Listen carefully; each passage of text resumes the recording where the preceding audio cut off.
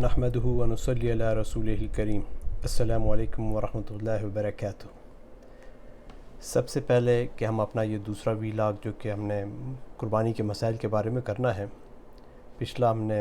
قربانی کے اور ذوالحجہ کے فضائل کے بارے میں کیا تھا، تو یہ شروع کروں میں ایک چیز سب سے پہلے کرنا چاہتا ہوں کہ جو کہ مجھے کل سے بہت بادر کر رہی ہے، وہ یہ ہے کہ سب سے کہ کچھ نشانیاں ایسی ہوتی ہیں جو اللہ کی طرف ہوتی ہیں، اللہ کی نشانیاں جن کو ہم شعائر اللہ کہتے ہیں، اور انہی نشانیوں میں سے جیسے قرآن پاک میں ہے ان الصفا والمروۃ من شعائر اللہ، کہ صفا اور مروہ جو ہے یہ اللہ کی نشانیوں میں سے نشانیاں ہیں۔ اور اسی طرح سورۃ الحج میں اللہ سبحانہ وتعالی ارشاد فرماتے ہیں والبدن جعلناها لکم من شعائر اللہ، اور قربانی کے فربا جانوروں کو ہم نے تمہارے لیے اللہ کی نشانیوں میں سے نشانی بنایا ہے، کہ مطلب یہ جو قربانی میں جانور ہم ذبح کرتے ہیں یہ اللہ کی نشانیوں میں سے نشانیاں ہیں، اور ان اللہ کی نشانیوں کا مذاق اڑانا یا ان کے بارے میں تمسخر اڑانا یہ جو ہے گناہ ہے اور کفر کے درجے میں بھی آ جاتا ہے۔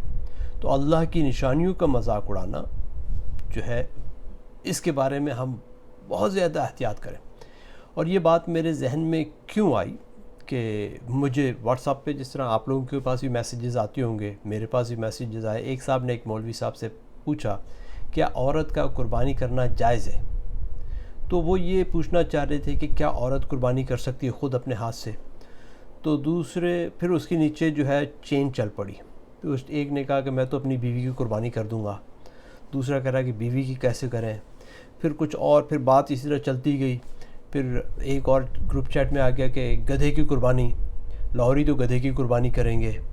یہ مطلب مثالاً، اور کسی سیاسی لیڈر کی طرف اشارہ کر دیا ایک کا کہ بھئی یہ قربانی کا جانور بڑا موٹا ہے۔ نعوذ باللہ، آپ اللہ کی جو نشانیاں ہیں ان کو اس طریقے سے منسوب کر رہے ہیں، دوسری چیزوں کے ساتھ اس کا مذاق اڑا رہے ہیں۔ اس کے بارے میں ہم اللہ سبحانہ وتعالیٰ سے استغفار کریں اور اس کے لیے جتنی بھی معافی مانگیں وہ کم ہے، کہ یہ اللہ کی شاعر اللہ ہے۔ شاعر اللہ، نماز پڑھنا شاعر اللہ ہے، حج، زکوٰۃ، روزہ،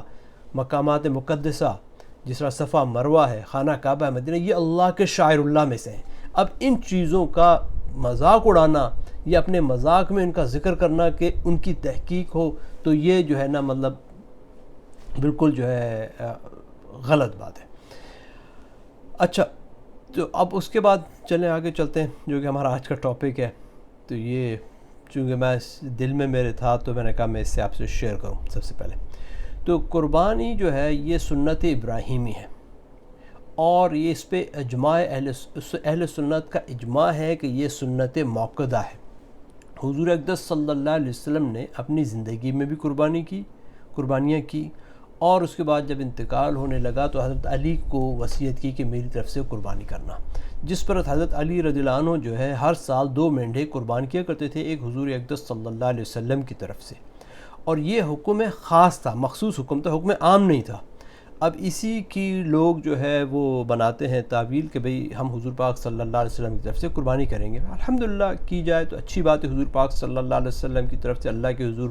قربانی کی جائے، نذرانہ پیش کیا جائے تو کر سکتے ہیں، لیکن یہ ایک حکم خاص نہیں ہے کہ ہر کوئی اس کو ہم کریں ہی کریں۔ تو اور اس کے لیے بھی یہ ہے کہ مسئلہ یہ کہ جب اگر ہم حضور اقدس صلی اللہ علیہ وسلم کی طرف سے قربانی کر رہے ہیں تو ہم اس کے لیے بہترین جانور جو ہے اس کو چنیں، کوئی ایسا کمزور جانور نہ چنیں، بلکہ کیونکہ حضور اقدس صلی اللہ علیہ وسلم کی طرف سے ہم قربانی کر رہے ہیں۔ اور اس کے بارے میں یہ بھی مسئلہ ہے، علماء کہتے ہیں کہ اس کے لیے ہم گائے کے اندر حصہ نہ ڈالیں، اس کے لیے ایک علیحدہ جانور لیں، اگر گائے لے لیں، اونٹ لے لیں، بکرا لے لیں، دمبا لے لیں، جو بھی، لیکن علیحدہ ہو، حصے والا جانور نہ لیں، اور اس کے پورے کے پورے گوشت کو آپ جو ہے وہ خیرات کر دیں، آپ اپنے لیے نہ رکھیں، کیونکہ حضور پاک صلی اللہ علیہ وسلم کے لیے آپ نے قربانی کی۔ اسی طرح حضور اقدس صلی اللہ علیہ وسلم نے اپنی زندگی میں جب حجۃ الوداع کے موقع پر گئے تو انہوں نے یمن سے 100 اونٹ منگوائے، جن میں سے 63 اونٹوں کو انہوں نے خود ذبح کیا، انہوں نے نہر کیا، جس کا ہے فصلی لربک وانحر، کہ وہ نہر مطلب یہاں سے اس کو کاٹنا، اونٹ کھڑا ہوتا ہے اس کو بس یہاں سے کٹ لگاتے ہیں اور پھر اونٹ خود بخود وہاں پر گر جاتا ہے، ورنہ اونٹ کو ذبح کرنا، اس کو لٹا کے جس طرح ہم دوسرے جانوروں کو کرتے ہیں تو بہت ہی مشکل کام ہے. تو اس کو اونٹ کو نہر کیا جاتا ہے. انہوں نے 63 اونٹوں کو نہر کیا اور باقی 37 جو 37 اونٹ تھے ان کو انہوں نے حضور اقدس صلی اللہ علیہ وسلم نے حضرت مولا علی کو کہا کہ تم ان کو نہر کرو, تو انہوں نے ان کو کیا. اس کے بعد ان ہر اونٹ میں سے ایک ایک بوٹی لے کر کے اس کو جو ہے اس کا سالن بنایا گیا, اور پھر حضرت علی رضی اللہ عنہ حضور پاک صلی اللہ علیہ وسلم نے دوسرے اصحاب کے ساتھ مل کر اس کو کھایا. تو یہ جو اس طرح ثابت ہوا کہ حضور صلی اللہ علیہ وسلم نے اپنے ہر سال کی ایک ایک قربانی کی.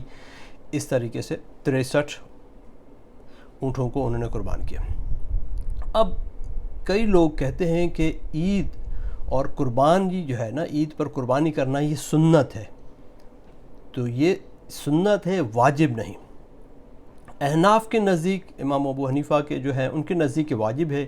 اور اس کے لیے وہ ایک حدیث حضور اقدس صلی اللہ علیہ وسلم کی لاتے ہیں کہ جس میں انہوں نے کہا کہ جس نے قربانی نہیں کی وہ ہماری عیدگاہوں سے دور رہے. اس کی بنیاد پر وہ کہتے ہیں کہ قربانی کرنا واجب ہے. مطلب اس کے لیے ہم دیکھیں گے کہ سلف کا فہم کیا ہے, کہ مطلب یا صحابہ کا فہم کیا ہے. اب اگر سلف اور صحابہ کا فہم جب سامنے آئے گا اور ٹکرائے گا تو ہم صحابہ کے فہم کو سامنے لیں گے. اس کے لیے ہے کہ حضرت ابو بکر صدیق رضی اللہ عنہ, حضرت عمر رضی اللہ عنہ جو ہے کبھی کبھار قربانی نہیں کیا کرتے تھے, اور وہ اس لیے نہیں کرتے تھے کہیں یہ قربانی جو ہے سب پر واجب نہ ہو جائے. تو اس کے لیے, اور حضور پاک صلی اللہ علیہ وسلم کی جو وہ حدیث ہے کہ بھئی جو قربانی نہیں کرتا ہماری عیدگاہوں سے دور رہے, وہ قربانی کی ترغیب دلانے کے لیے ہے, نہ کہ اس کا یہ کیا جائے کہ بھئی بالکل واجب بنا دیا جائے. تو اس حدیث کو جو ہے عمومی معنوں میں لیا جائے گا. اس طرح کی کافی احادیث آئی ہیں احادیث کی کتب میں کہ جن میں اس کو ترغیب دلانے کے لیے کیا گیا, جس طرح داڑھی کے رنگنے کے, بالوں کے بارے میں کیا, کچھ صحابہ کرتے تھے کچھ نہیں کرتے تھے. تو یہ حدیث بھی اسی طرح کی حدیث ہے. حدیث احسن ہے, احسن صحیح حدیث ہے, لیکن اس کی بنیاد پہ قربانی کو واجب کر دیا جائے, مطلب یہ احناف کے نزدیک ہے. تو چلیں اب آگے چلتے ہیں. اور دوسرا جو آیا ہے کہ قربانی کے موقع پر کہتے ہیں کہ جس طرح جو بندہ قربانی کرے تو جب عید کا چاند نظر آئے تو وہ اپنے ناخن اور بال نہ ترشوائے.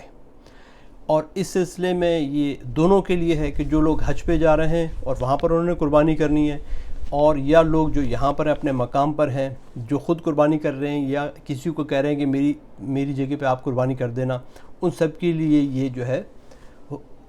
حدیث آئی ہے. اور یہ جو بال کٹوانا ہے اور یہ جو چیزیں ہیں یہ مستحب ہے, ناخن کا کٹوانا یہ ضروری نہیں ہے. لیکن جو بندہ حج پہ جا رہا ہے اور جب اس نے احرام باندھ لیا تو اس کے لیے یہ واجب ہو گیا.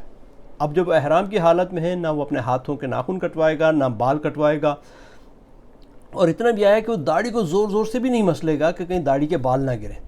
ورنہ اگر اس نے مونچھیں کتروا لیں یا کچھ اس طرح کر لیا تو پھر اس کے لیے دم واجب ہو جائے گا, اور دم وہیں پر اس کو حرم میں ہی دینا ہے, مطلب قربانی دینی پڑے گی. کہ اگر اس نے مونچھیں کٹوا لیں تو اس کے بعد دم واجب ہو گیا, مونچھیں ترشوا لیں یا ناخن کٹوا لیے تو اس سلسلے میں اس کو وہاں پر وہ دم دینا ہوگا. ایک اور حدیث بھی ذہن میں آ رہی ہے, حضور پاک صلی اللہ علیہ وسلم کے پاس ایک صحابی آئے. اب اس سے جو ہے اب آپ اس حدیث کا ریفرنس لیجئے گا جو میں نے ابھی تھوڑی دیر پہلے بیان کی, بتایا کہ بھئی جو ہے جو قربانی نہ کرے وہ ہماری عیدگاہوں میں نہ آئے. تو وہ ایک صحابی آئے حضور پاک صلی اللہ علیہ وسلم کے پاس اور کہا کہ میرے پاس ایک بکری ہے جس سے میرا گزارا ہوتا ہے کھانے پینے کا, ان چیزوں, تو کیا میں بھی قربانی کروں, کیا میں اس کی قربانی کر دوں؟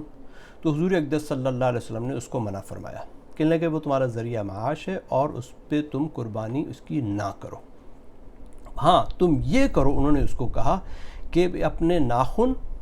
اپنے بال وغیرہ وہ مت ترشواؤ, جس دن عید کا دن ہو اس دن تم اپنے ناخن بھی کٹوانا اور بال بھی کٹوا لینا اور ترشوا دینا, یہ تمہارے لیے اس کا ثواب تمہیں مل جائے گا. تو اس طریقے سے ہمیں پتہ چل گیا کہ بھئی جو ہے مطلب کچھ لوگ قربانی نہیں کر سکتے, جیسے اس صحابی کا حضور پاک صلی اللہ علیہ وسلم نے منع فرما دیا, تو وہ کم از کم ایک ادنا درجے کی یہ تو ہم لے سکتے ہیں سنت کے اپنے ناخن نہ کٹوائیں, بال نہ کٹوائیں اور مونچھیں نہ ترشوائیں, اس طرح کریں. اب قربانی کے لیے ہم کن کن چیزوں کی قربانی کر سکتے ہیں؟ قربانی کے لیے قرآن پاک میں جو ہے 4 جوڑوں کا ذکر آیا ہے, میل فیمیل, تو 8 قسم کے لوگ, مطلب 8 قسم کے جانور جانور 4 قسم کے ہیں لیکن میل فیمیل ہیں تو 8 ہو گئے، اور جن کو ہم کہتے ہیں بہیمۃ الانعام، مطلب مویشی کی کیٹیگری میں، اور وہ کیا ہیں؟ اونٹ، گائے، بھیڑ، بکری۔ اب اس میں میل فیمیل دونوں ہو گئے۔ اب گائے کے ساتھ ہم بھینس کو ملاتے ہیں، اور سلف کا اور علماء کلام کا اور ایون 300 ہجری کا جو ٹائم ہے اس وقت سے ہی اس پہ اجماع ہے کہ بھینس جو ہے وہ گائے کی کیٹیگری میں آتی ہے، اور اونٹ اور ہرن جو ہے وہ بکریوں کی کیٹیگری میں نہیں آتا، اور اس کے ساتھ بھیڑ کے ساتھ مینڈھے اور دمبے کو شامل کر سکتے ہیں، وہ اس کیٹیگریز کے اندر آتے ہیں۔ تو یہ 4 قسم کے جانور ہیں جن کی ہم قربانی کر سکتے ہیں، میل فیمیل ہوں۔ گائے، اہل حدیث کے ہاں دو گروپ پائے جاتے ہیں، ایک گروپ کہتا ہے کہ ہم گائے کی قربانی کر سکتے ہیں۔ گائے میں بھی عموماً گائے کی قربانی کوئی نہیں کرتا کیونکہ تو دودھ دینے والا بڑا قیمتی جانور ہوتا ہے، تو جو میل جو ہوتا ہے اس کی وہ قربانی کرتے ہیں۔ اچھا، اس کے علاوہ جو ہے حلال چیزیں بہت ساری ہیں، بہت سارے جانور حلال ہیں، لیکن ہم انہی چیزوں کی قربانی دیں گے جن کا ذکر قرآن پاک میں آیا ہے یا احادیث میں ان کے بارے میں آیا ہے۔ اب ویسے تو کینگرو بھی حلال ہے، گھوڑا بھی حلال ہے، تو ہم کیا گھوڑے کی بھی قربانی دیں؟ نہیں، ان چیزوں کی، کینگرو، گھوڑا وغیرہ یہ جانور ہیں ان کی نہیں ہو۔ اب اس کی عمر کتنی ہونی چاہیے کہ جو جانور ہے قربانی کا جانور اس کی عمر کتنی ہونی چاہیے؟ اس کے لیے مختلف مطلب آیا ہے کہ جو ہے مختلف تو نہیں، مطلب ایک جو آیا ہے کہ آپ کا جو بکرا ہو اس کی عمر 1 سال کی ہو، 1 سال سے اوپر کی۔ اب وہ اس کی عمر کا 1 سال سے اس طرح اندازہ ہوتا ہے کہ اس کے 2 دانت نکلے ہوئے ہوں، تو وہ مسنا بکرا ہو جس کے 2 دانت نکلے ہوئے ہوں۔ کئی بکروں میں وہ 12 مہینے میں آ جاتے ہیں، کئی بکروں میں وہ 14 مہینے میں وہ 2 دانت آتے ہیں۔ اور جو گائے اور اونٹ ہے اس کے لیے عمر کم از کم 2 سال کی ہے کہ وہ 2 سال کے ہوں تب اس کی قربانی ہو۔ اور جو بھیڑ اور بکری ہے وہ اگر 2 دانت کے نہ بھی ہوں، بھیڑ اور کیا کہتے ہیں دمبا، مینڈھا، اگر وہ 1 سال کے نہ بھی ہوں، لیکن اگر ان کو 1 سال کے بکروں کے ساتھ کھڑا کیا جائے اور وہ اتنی عمر کے لگیں تو اس کی بھی قربانی ہو سکتی ہے۔ اس وجہ سے خاص طور پر اس کی احتیاط کی جائے کہ ہم ایسا جانور لیں کہ جو باقاعدہ اس کو دیکھ کر کے لیں، جانور کو کیا ہے اس کی عمر پوری ہے، وہ مسنا ہے مطلب جزا ہے، جس طرح بھیڑ بکری ہے اس کے لیے جزا کا لفظ آیا تو وہ ہو، مسنا ہو مطلب بکرا ہو 1 سال کا۔ آپ اونٹ کو لے لیں، گائے کو لے لیں یا بھینس کو لے لیں، یا جیسے بھینسا ہو گیا اس کو لیں، تو اس کو میک شور کریں کہ وہ جو ہے 2 سال کا ہو۔ اور چیز ایک بہت زیادہ ضروری ہے، وہ یہ ہے کہ جانور مکمل ہو اور صحت یاب ہو۔ کمزور جانور کی قربانی نہ کریں۔ جو جانور جس کا کان، آنکھ ہو، ناقص ہو، کانا ہو اور کان کٹا ہوا ہو، پیدائشی نہیں، بعد میں کٹ گیا، سینگ ٹوٹ گیا۔ کئی لوگ ایسے ہوتے ہیں کہ ایک سینگ ٹوٹا تو وہ پھر کسائی کیا کرتے ہیں کہ دوسرا سینگ بھی جان بوجھ کے توڑ دیتے ہیں تاکہ وہ ایک جیسا لگے، پھر آ کر اس کو بیچتے ہیں۔ کئی لوگ سینگ ٹوٹا تو اس کو ویسے ہی جوڑ دیا کسی چیز کے ساتھ، ایلفی کے ساتھ یا کسی اور چیز کے ساتھ، وہ بعد میں ویسے ٹوٹا جیسے آپ نے ذرا سا ہلایا ٹوٹ گیا۔ تو ان چیزوں کی آپ دیکھ بھال کر کے لیں، جانور لنگڑا نہ ہو، جانور بالکل قربانی کا جانور کو ہم اللہ کے حضور پیش کر رہے ہیں، اللہ کے حضور۔ ایک بات ہے اللہ کے حضور جو ہے یہ ہمارا گوشت اور خون وہ نہیں پہنچتا، نیت پہنچتی ہے، لیکن ہماری نیت اچھے جانور کو کرنے کی ہو، ذبح مطلب قربانی دینے کی ہو۔ اب ان کو ذبح کرنے کا طریقہ کیا ہے کہ جانور کو قبلہ رخ کر کے اس کی 4 رگیں جو ہیں وہ کاٹنی اور آدھی گردن کاٹنی، پوری گردن جو ہے جدا نہیں کرنی۔ جھٹکا جس طرح عموماً سکھ لوگ کرتے ہیں ویسا نہیں کرنا۔ اس کی 4 رگیں، 2 خون کی، 1 سانس کی اور 1 کھانے کی نالی، یہ کاٹ کے آدھی گردن کاٹی جائے اور تیز چھری سے کی جائے تاکہ جانوروں کو کم سے کم تکلیف ہو، اور وہ کریں۔ اور جیسے اونٹ ہے، اب اونٹ کو ہم ذبح نہیں کر سکتے لٹا کے لیے، تو اونٹ کے لیے یہ کہ وہ اونٹ کھڑا ہوا تھا اس کو نہر کر دیں، بس یہاں سے وہ کاٹیں گے تو اس کا خون نکلے گا، وہ ڈرین ہوگا، انرجی اس کی ڈرین ہوگی تو وہ وہیں پر گر جائے گا۔ تو یہ اس طریقے سے اس کو جانوروں کو ذبح کیا جائے، اور اللہ کے نام پر بسم اللہ اللہ اکبر کر کے، اللہ کا نام کر کے، یا پھر صرف بسم اللہ پڑھ کے جو ہے اس کو اللہ کے نام پر ذبح کیا جائے۔ اگر وہ آپ نے اللہ کے نام پر ذبح نہ کیا تو آپ کی قربانی نہیں ہوگی۔ اس کے علاوہ ایک اور چیز ہے کہ قربانی کی جو کھالیں ہیں، کئی لوگ ایسے کرتے ہیں کہ قربانی کی کھال کسائی کو دے دی اجرت کے طور پہ، تو وہ جائز نہیں ہے۔ حضور اقدس صلی اللہ علیہ وسلم حضرت علی رضی اللہ عنہ کو کہتے تھے کہ علی جاؤ جتنے بھی قربانی کے جانور ہیں ان کی جو رسیاں ہیں اور ان کی کھال جو ہے اس کو اکٹھا کر کے لے کر آؤ اور اس کو پھر صدقہ کرو، کیونکہ اس زمانے میں رسیوں سے خوبصورت رسیاں جیسے آج کل ہم بھی کرتے ہیں اس طرح استعمال کی جاتی ہیں، تو وہ رسیاں بھی آپ جو ہے ان کو کسی کو اجرت کے مد میں نہیں دے سکتے۔ ہاں اگر آپ خود چاہیں کہ بھئی آپ کوئی بکرا ہے اس کھال کا اگر آپ مسلح بنانا چاہتے ہیں اپنے لیے تو وہ ہم بنا سکتے ہیں اور اس کو استعمال میں لا سکتے ہیں، لیکن اس کو ایز اے اجرت جو ہے وہ نہیں دے سکتے۔ اور اب یہ بھی ہوتا ہے کہ گائے کے اندر کتنے حصے ڈالے جائیں۔ گائے کے اندر کم از کم ایک حصہ، ایک بندہ اپنی طرف سے ایک گائے بھی کر سکتا ہے، اور اس میں زیادہ سے زیادہ 7 حصے، 7 حصوں سے زیادہ نہ ہوں۔ اونٹ کے اندر بھی اسی طرح ہے، 1 سے 7 حصے ہوں، کچھ روایتوں میں 10 حصے بھی آئے ہیں، لیکن اس کو آپ 7 تک ہی رکھیں تو زیادہ بہتر ہے، ورنہ ایسا حدیث میں کچھ روایتوں میں آیا ہے کہ 10 حصے بھی رکھیں۔ لیکن اونٹ اور گائے کے اندر 7 حصے۔ اب اگر 5 بندے اس کے اندر ہیں تو اس گائے کے 5 حصے کر لیں، لیکن یہاں پر کچھ مسائل ہیں، جیسے احناف کے اندر بھی ہے خاص طور پر یہ مسئلہ، تو وہ یہ کہتے ہیں کہ اگر 5 بندے ہیں تو پہلے 5 حصے کیے جائیں، 2 حصے بچ گئے پھر ان 2 حصوں کے دوبارہ 5 حصے کیے جائیں، تو بات تو وہی ہے کہ کان یہاں سے پکڑو یا وہاں سے پکڑو، تو اس سلسلے میں شروع میں ہی کر لیں 5 حصے، کیونکہ یہ ضروری شرط نہیں ہے کہ 7 حصے ہی ہونے چاہیے گائے میں ایک حصہ بھی ایک بندہ اللہ پاک نے اس کو استطاعت دی ہو تو ایک بندہ بھی کر سکتا ہے، جیسے حضور اقدس صلی اللہ علیہ وسلم نے 63 اونٹ کیے اپنی طرف سے، تو اسی طرح ہم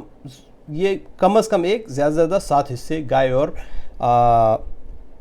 اس کے اونٹ کے اندر ہے۔ اور دوسری بات ایک اور ہے، اور یہ میں نے عموماً دیکھا ہے، میں جب پاکستان میں تھا اور کئی لوگ اس بارے میں پوچھتے بھی اور کرتے ہیں، کہ وہ یہ قربانی کے ساتھ عقیقہ کو ملا دیتے ہیں۔ تو عقیقہ جو ہے جس طرح گائے کے 7 حصے بھی 5 حصے گائے کے ہو گئے، بندے 5 حصے ہو گئے، 2 حصے بھی میرے بیٹے کا عقیقہ کر دو۔ تو عقیقہ جو ہے وہ جان کا نذرانہ ہوتا ہے، جان کا صدقہ ہوتا ہے، اس کے لیے آپ قربانی کے اندر اس کے حصے مت ڈالیں۔ عقیقے کے لیے ہے عقیقہ 7ویں دن، 14ویں دن یا 21ویں دن ہونا چاہیے۔ اگر اس کے بعد عقیقہ نہیں کیا تو اس کے بعد مطلب آپ کو پتہ ہے کہ عقیقہ 7ویں، 14ویں اور 21ویں دن کرنا چاہیے، لیکن کچھ لوگ کہتے ہیں کہ ہمارے سارے رشتہ دار اکٹھے ہوں گے تب ہم عقیقہ کریں گے، تو وہ پھر عقیقہ نہیں ہوا۔ عقیقہ 7ویں، 14ویں اور 21ویں دن ہی ہوتا ہے، اور قربانی کے ساتھ اس کو عقیقے کو نہ کریں۔ عقیقے کے لیے لڑکے کے لیے 2 بکرے اور لڑکی کے لیے 1 بکری ہے، وہ کریں۔ ہاں حضور پاک صلی اللہ علیہ وسلم نے حدیث میں آیا ہے کہ اپنا عقیقہ بعد میں کیا تھا، وہ بھی اس صورت میں کہ پہلے ان کے ماں باپ کو پتہ نہیں تھا یا ان کے ماں باپ نے کیا نہیں، تو اس وجہ سے انہوں نے اپنا عقیقہ کیا۔ اگر ایسی صورتحال ہے تو پھر تو ٹھیک ہے، لیکن اگر ہمیں تو سب کو پتہ ہے کہ عقیقہ چھوٹی عمر میں کرنا چاہیے اور بکرے کا کرنا چاہیے، لیکن پھر ہم جان بوجھ کے اس کو جو ہے قربانی کے اندر گھسیٹ دیتے ہیں اور اس کے مطلب قربانی کے ساتھ کرتے ہیں، اس طرح نہیں کرنا چاہیے۔ اچھا، اور عید کی جو قربانی جو ہے، عید کی نماز سنت ہے، مطلب اگر کسی سے مس ہو جائے تو اس پہ کوئی فتویٰ لاگو نہیں ہوگا اور نہ لاگو ہمیں کرنا چاہیے۔ ہاں عید کی نماز سے پہلے قربانی نہیں ہو سکتی۔ ایک صحابی نے عید کی نماز سے پہلے قربانی کر دی تو حضور پاک صلی اللہ علیہ وسلم نے فرمایا کہ تیری قربانی نہیں ہوئی۔ تو قربانی کے لیے یہ سب کا ہے، اس بات پہ راضی ہیں کہ عید کی نماز کے بعد جو ہے ہمیں قربانی کرنی چاہیے۔ تو اللہ سبحانہ و تعالیٰ سے دعا کریں کہ اللہ سبحانہ و تعالیٰ جو ہے ہماری قربانیوں کو، ہماری دعاؤں کو قبول فرمائے۔ یہ کچھ موٹے موٹے مسائل تھے جو میں نے ذکر کیے، قربانی کے اور بھی مسائل ہیں، آپ جو ہے اس کے بارے میں جس کسی کو کوئی سوال کر سکتا ہے، اپنے علماء سے بات کر سکتے ہیں، لیکن قرآن جتنے بھی مسائل ہیں ان کو آپ پرکھیں کہ احادیث کی روشنی میں جو اگر فتوے ہیں تو ایسا تو نہیں کہ کوئی ایسا فتویٰ جو ہے کہ صحابہ کے فہم سے ٹکرا رہا ہو، ایسے فہم جیسے میں نے آپ کو بتایا کہ ابھی امام ابو حنیفہ رضی اللہ عنہ، امام ابو حنیفہ رحمۃ اللہ علیہ جو ہے ان کا یہ ہے کہ واجب ہے، کرنی چاہیے، لیکن صحابہ کا فہم جو ہے مختلف ہے۔ تو اس طرح کوئی پرفیکٹ نہیں ہے، لیکن ہمیں سنت کے قریب سے قریب تر عمل کو دیکھنا چاہیے۔ اللہ سبحانہ و تعالیٰ جو میں نے کچھ غلط کہا تو اس کو ہمارے ذہنوں سے محفوظ فرمائے، اور صحیح بات کہنے کی، سمجھنے کی اور اس پر عمل کرنے کی توفیق عطا فرمائے، اور ہماری قربانیوں کو اور ہماری عبادات کو جو ہے قبول فرمائے۔ اور آخر میں چلتے چلتے ایک حدیث آ گئی، اور حضرت ابو ہریرہ رضی اللہ عنہ کی رات کو میں نے پڑھی تو میں نے اس کو لکھ لیا کہ اللہ سبحانہ و تعالیٰ فرماتا ہے کہ اگر میرا بندہ میرے بارے میں جیسا گمان رکھتا ہے میں اس کے ساتھ ویسا ہی معاملہ کرتا ہوں۔ اگر وہ میرے بارے میں اچھا گمان رکھتا ہے تو میرا معاملہ اس کے ساتھ ویسا ہی ہے، اور اگر وہ میرے بارے میں برا گمان رکھتا ہے تو میرا معاملہ اس کے ساتھ ویسے ہی ہے۔ یہ مسند احمد اور صحیح ابن حبان کی روایت ہے۔ اللہ سبحانہ وتعالی ہمیں اللہ سے گمان ہے، اللہ سبحانہ وتعالی ہماری کوتاہیوں سے، ہماری لغزشوں سے نظر فرمائے گا، اور اپنی رحمت کے صدقے، اپنی رحمت سے جو ہے، اپنی رحمت سے اپنے نبی کریم صلی اللہ علیہ وسلم کے صدقے ہمیں معاف فرمائے گا انشاءاللہ۔ جزاک اللہ خیر۔ السلام علیکم ورحمۃ اللہ وبرکاتہ۔